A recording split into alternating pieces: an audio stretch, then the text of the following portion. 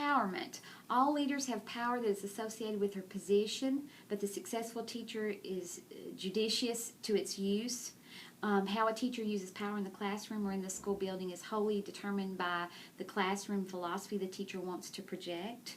So if you're going to be an authoritarian type, that you're going to project that. If you want to be an authoritative, if you're going to be permissive, whatever, those parenting styles. One reason I like to do those activities in 2010 with the parenting styles and how that looks like in the classroom, because you can see with the importance now. Teachers' use of power can be classified into two different styles, teacher-centered and learner-centered. A teacher-centered power style is based on authoritarian construct for the classroom, and authoritarian, remember, is not the one that is with love, but it's the dictatorship. Learners are not expected to be active verbally in the learning process, but are generally expected to be receivers and practicing users of teacher-given information. So students would more likely be in rows, sitting quietly, taking notes, listening to what the teacher has to say, and not giving much, if any, comment. A learner-centered power style views the learner as someone who is verbally active and who seeks divergence in learning. You want them to be able to explain, or are you saying this? Do you mean this?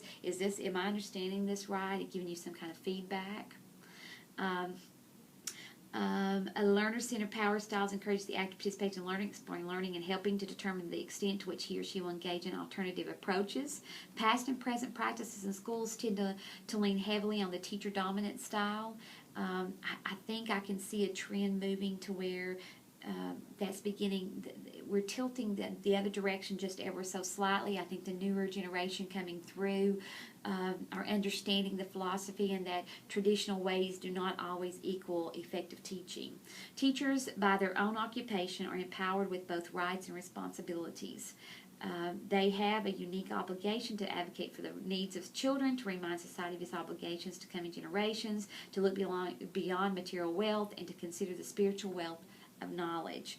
And so that right there, that whole trend tells me we're changing. The tide is rolling another direction. That's in chapter 5, pages 133 to 134. It's a good section with a lot of good information.